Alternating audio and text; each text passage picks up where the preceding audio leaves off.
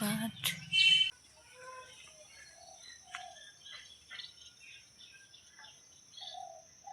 নমস্কাৰ সকলোকে মোৰ অন্য এটি গাৰ্ডেনিঙৰ ভিডিঅ'ত আপোনালোকক স্বাগতম জনাইছোঁ। বহু দিনৰ মূৰত মই গাৰ্ডেনিঙৰ ভিডিঅ' এটা আপোনালোকৰ কাৰণে আগবঢ়াইছোঁ আৰু আজি মোৰ গাৰ্ডেনিঙৰ ভিডিঅ'ত পালেং শাকৰ ধুনীয়া উৎপাদন কেনেদৰে হয় দেখুৱাবলৈ ওলাইছোঁ।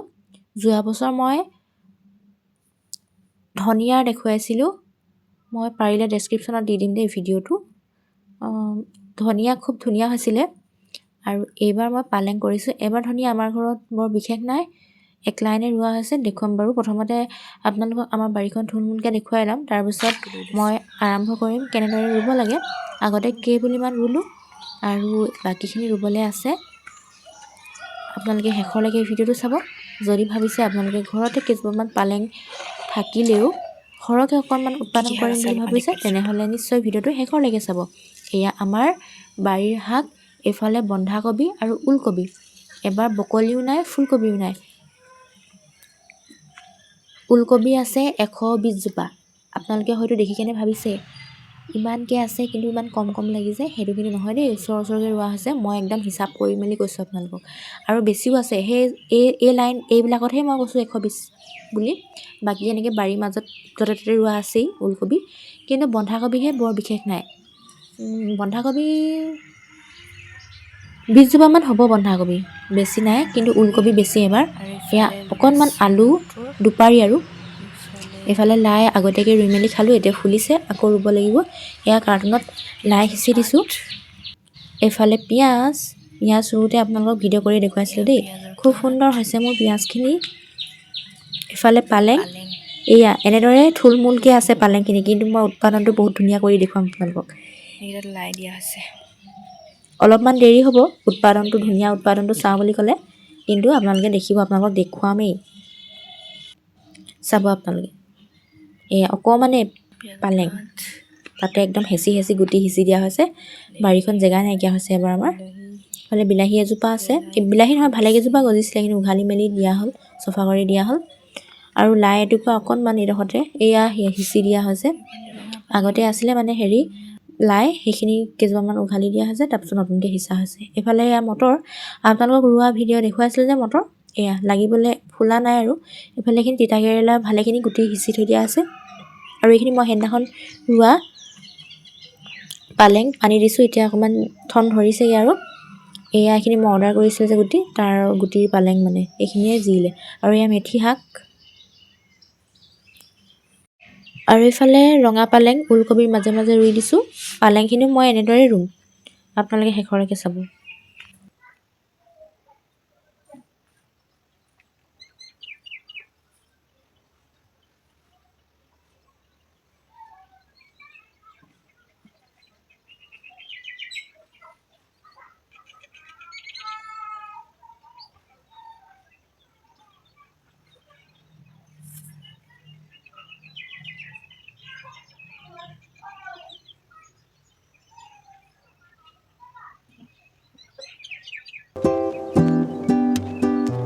প্ৰথমে এয়া মই পালেং কেইজোপা যিখিনি ঘন ঘন হৈ আছে সেইখিনি উঘালি লৈছোঁ প্ৰথমে, তাৰপাছত যিমানখিনি হয় আৰু সেইখিনি ৰুম, বাকী আকৌ নহ'লেগৈ মানে আকৌ উঘালিম।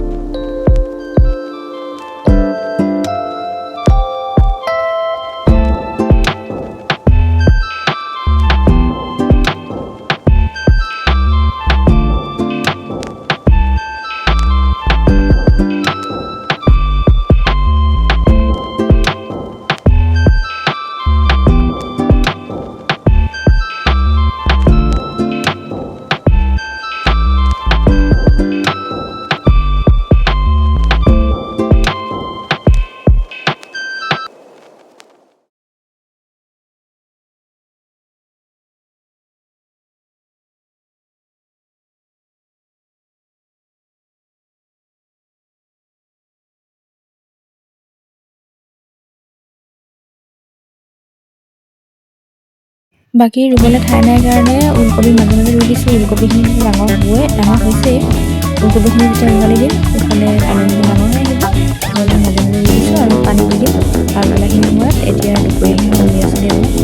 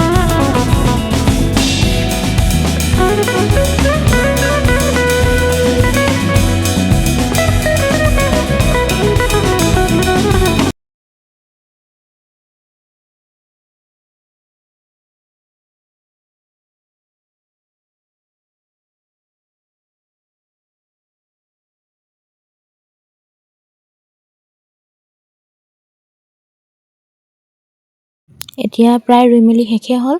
একেবাৰে যেতিয়া পালেংখিনি ডাঙৰ হ'ব তেতিয়া দেখুৱাম। আজিলৈ আহিছোঁ, বাই বাই।